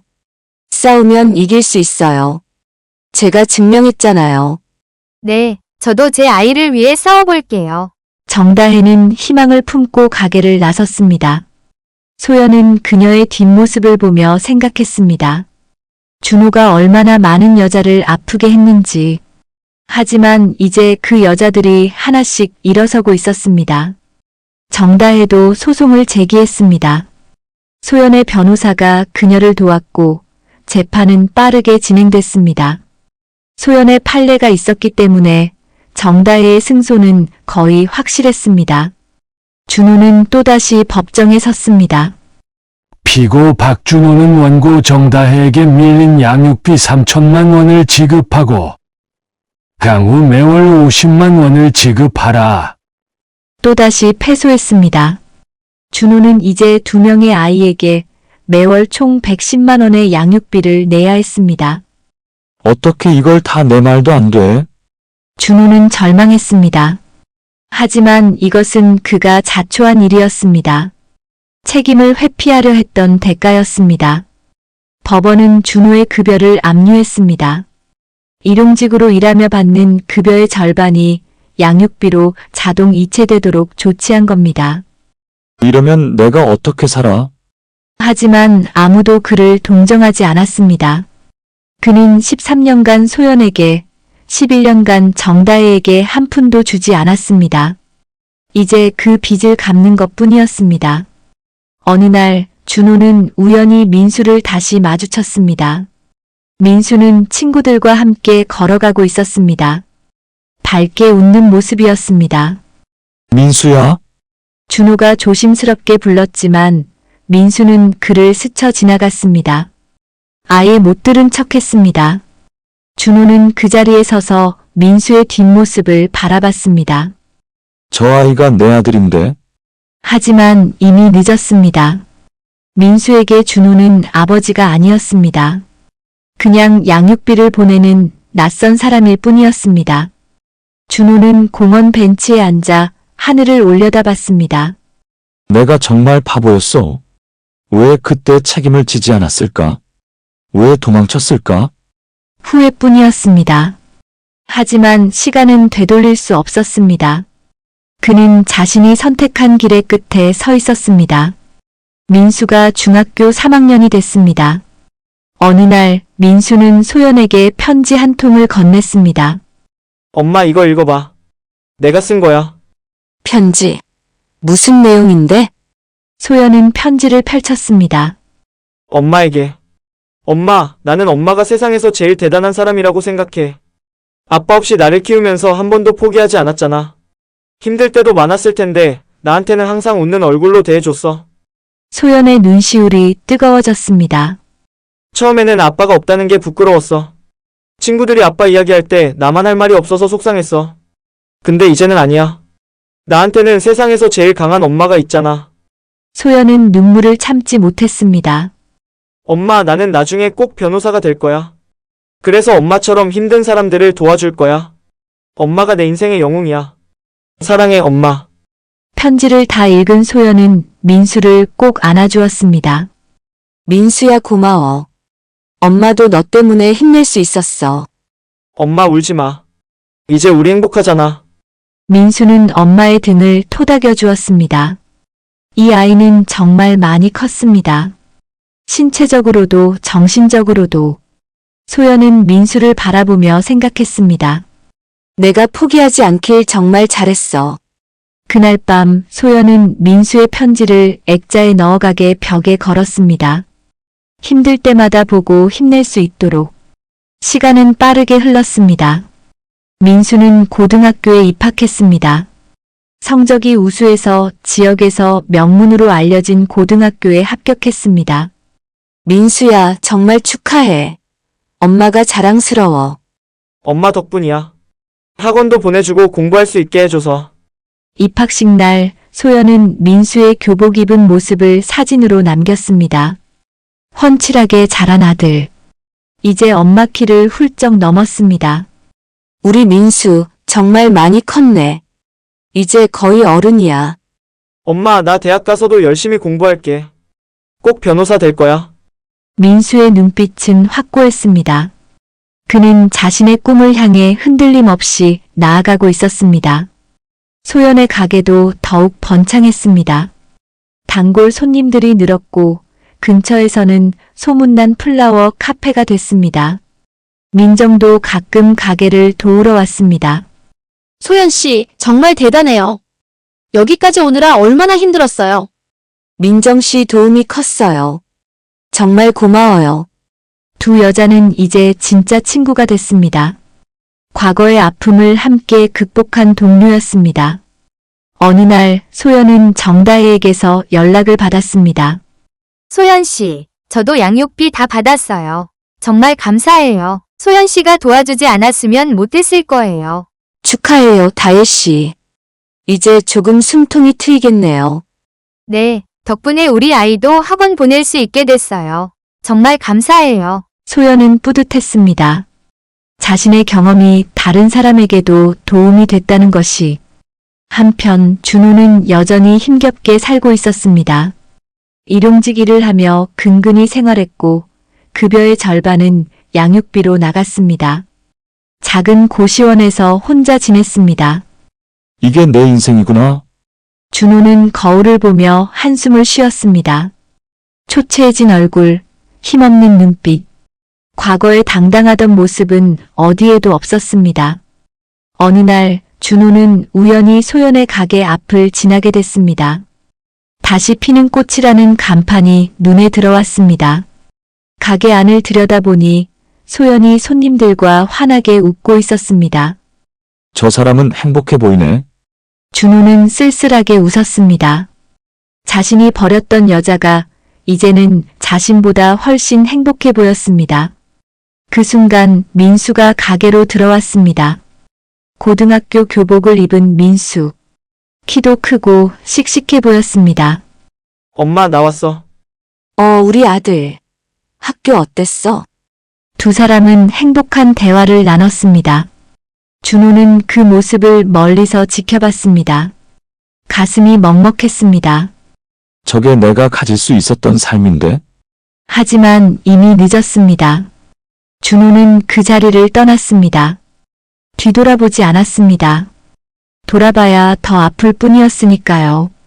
그날 밤 준호는 공원 벤치에 앉아 생각했습니다. 만약 다시 돌아갈 수 있다면 그때 책임을 졌을 텐데. 소연이랑 민수를 지켰을 텐데. 하지만 인생의 만약은 없었습니다. 준호는 자신의 선택에 대한 대가를 평생 치르게 될 것입니다. 3년이 또 흘렀습니다. 민수는 고등학교를 우수한 성적으로 졸업했고 드디어 대학 입시를 치렀습니다. 목표는 법학과였습니다. 엄마, 나 합격했어. 진짜? 어느 대학? 서울대 법학과. 소연은 믿을 수 없었습니다. 서울대학교, 대한민국 최고의 대학. 민수가 그곳에 합격한 겁니다. 민수야. 정말? 정말이야? 응, 엄마. 합격 통지서 왔어. 소연은 민수를 끌어안고 울었습니다. 기쁨의 눈물이었습니다. 19년 전 혼자 아이를 낳았을 때만 해도 상상하지 못했던 일이었습니다. 민수야, 정말 대단해. 엄마가 너무 자랑스러워. 엄마 덕분이야. 엄마가 포기하지 않았으니까 내가 여기까지 올 수 있었어. 민수의 합격 소식은 주변 사람들에게도 기쁨을 안겨줬습니다. 민정도 축하하러 왔고 정다혜도 연락을 해왔습니다. 민수야, 정말 축하해. 너 정말 대단하다. 소연 씨, 정말 축하드려요. 민수가 이렇게 훌륭하게 자랐네요. 소연은 감사했습니다. 이 모든 사람들의 도움이 있었기에 여기까지 올 수 있었습니다. 입학식 날 소연은 민수와 함께 서울대학교 캠퍼스를 걸었습니다. 여기가 내가 다닐 학교구나. 정말 멋지다. 엄마, 나 여기서 열심히 공부해서 꼭 변호사 될 거야. 그래서 엄마처럼 힘든 사람들 도와줄 거야. 소연은 민수를 바라보며 미소 지었습니다. 이 아이가 이렇게까지 성장할 줄 몰랐습니다. 19년 전의 고통이 이제는 자랑스러운 아들로 꽃피었습니다. 세월은 빠르게 흘렀습니다. 민수는 대학을 졸업하고 사법시험에 합격했습니다. 그리고 드디어 변호사가 됐습니다. 엄마, 나 변호사 됐어. 민수야, 정말 축하해. 내 꿈을 이뤘구나. 소연은 감격스러웠습니다. 13년 전 배달 일을 하며 아이를 키우던 자신을 떠올렸습니다. 그때는 상상도 못했던 일이 현실이 됐습니다. 민수는 공익 변호사로 활동하기로 결심했습니다. 돈을 많이 버는 것보다 어려운 사람들을 돕는 게 더 의미 있다고 생각했습니다. 엄마, 나는 엄마처럼 힘들었던 사람들을 도와주고 싶어. 그게 내가 변호사가 된 이유야. 민수야, 정말 자랑스러워. 내가 이렇게 훌륭한 사람으로 자라줘서 고마워. 민수는 양육비 소송을 전문으로 다루기 시작했습니다. 자신의 경험을 바탕으로 혼자 아이를 키우는 부모들을 도왔습니다. 변호사님, 정말 감사합니다. 덕분에 양육비를 받을 수 있게 됐어요. 아니에요. 당연한 권리를 찾은 거예요. 앞으로도 힘내세요. 민수는 자신처럼 아버지 없이 자란 아이들을 위해 싸웠습니다. 그의 열정과 진심은 많은 사람들에게 희망을 주었습니다. 어느 날 민수는 한 의뢰인의 사건을 맡게 됐습니다. 그 사건의 피고인 이름을 보는 순간 민수는 멈칫했습니다. 박준호? 그 이름은 바로 자신의 생물학적 아버지였습니다. 민수는 자료를 확인했습니다. 준호에게는 또 다른 혼외자가 있었고 그 아이의 어머니가 양육비 소송을 걸었던 겁니다. 이 사람은 끝까지 변하지 않았구나. 민수는 그 사건을 막기로 결심했습니다. 자신의 아버지를 상대로 한 소송. 복잡한 감정이 들었지만 의뢰인을 위해 최선을 다하기로 했습니다. 법정날 준호는 민수를 보고 깜짝 놀랐습니다. 민수 내가 처음 뵙겠습니다. 저는 원고 측 변호사 민수입니다. 민수의 목소리는 냉정했습니다. 준호는 할 말을 잃었습니다. 자신이 버렸던 아들이 이제 변호사가 되어 자신을 상대로 서 있었습니다. 재판은 민수의 완벽한 준비로 원고 측 승소로 끝났습니다. 피고는 원고에게 과거 양육비 및 향후 양육비를 지급하라. 판결이 끝나고 준호는 민수에게 다가갔습니다. 민수야, 내가 이렇게 훌륭하게 잘할 줄 몰랐어. 미안하다. 사과는 필요 없습니다. 저는 그냥 제 일을 했을 뿐이에요. 민수는 차갑게 돌아섰습니다. 준호는 그 자리에 서서 민수의 뒷모습을 바라봤습니다. 내가 정말 큰 실수를 했구나. 준호는 이제야 깨달았습니다. 자신이 버렸던 아들이 얼마나 훌륭한 사람으로 자랐는지, 그리고 자신은 그 성장에 아무런 기여도 하지 못했다는 것을. 그날 밤 민수는 어머니를 찾아갔습니다. 소연의 가게는 여전히 성업 중이었습니다. 이제는 직원도 2명이나 두고 있었습니다. 민수야, 어서 와. 저녁 먹었어? 응, 엄마. 오늘 재판에서 그 사람 봤어. 소연은 누구를 말하는지 바로 알아챘습니다. 준호를. 응. 또 다른 아이 양육비 소송이었어. 내가 원고 측 변호사로 나갔어. 그랬구나. 기분이 어땠어? 민수는 잠시 생각하다가 대답했습니다. 처음엔 당황했어. 근데 재판하면서 생각했어. 저 사람은 내 인생에 아무 영향도 못 미쳤다고. 나를 키운 건 엄마고 나를 사랑해준 것도 엄마야. 민수야. 엄마 고마워. 나를 포기하지 않고 여기까지 키워줘서. 엄마가 아니었으면 지금의 나는 없었을 거야. 소연은 눈물을 흘렸습니다. 민수는 어머니를 꼭 안아주었습니다.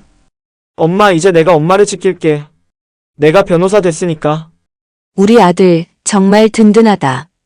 두 사람은 서로를 의지하며 지금까지 왔습니다. 그리고 앞으로도 함께 갈 것입니다.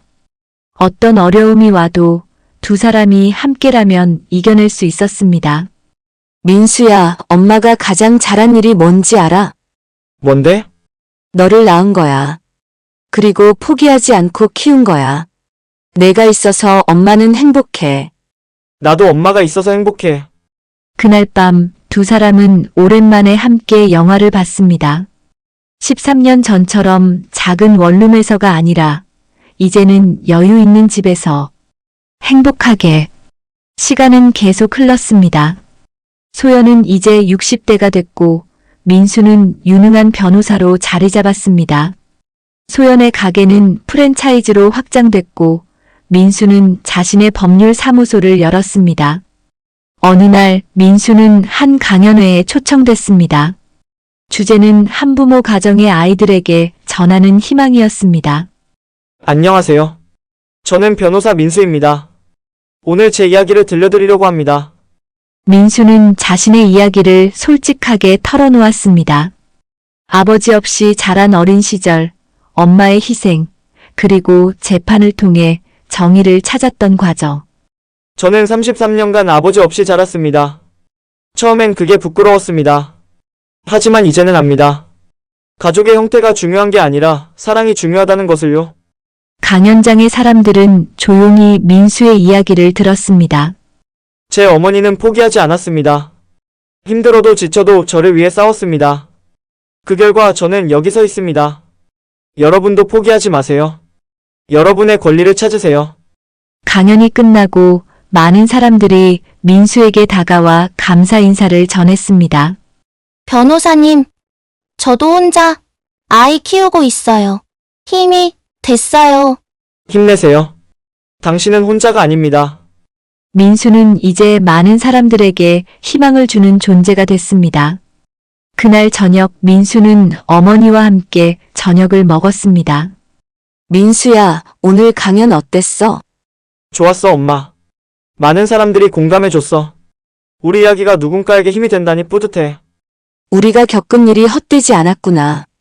두 사람은 창밖을 바라봤습니다. 해가 지고 있었습니다.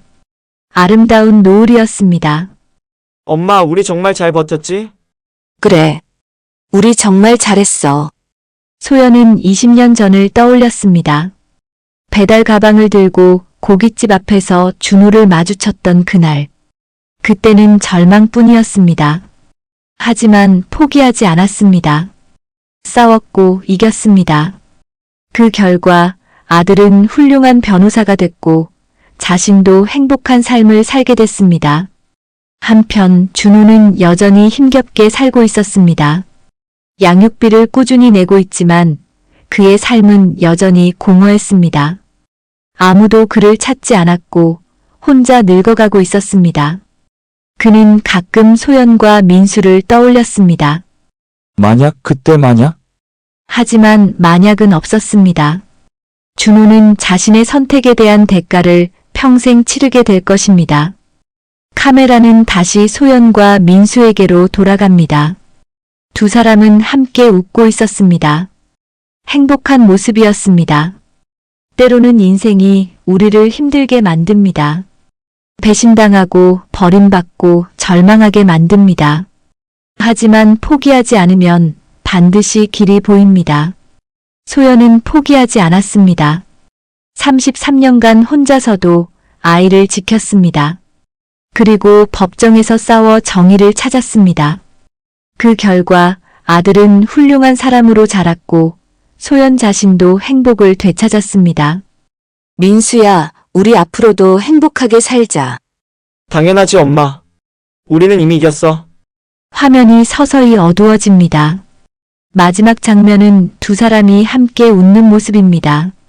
사랑이라는 이름으로 시작된 관계가 배신으로 끝났지만 진짜 사랑은 끝까지 남았습니다. 어머니의 사랑, 아들의 효심, 그리고 포기하지 않는 용기.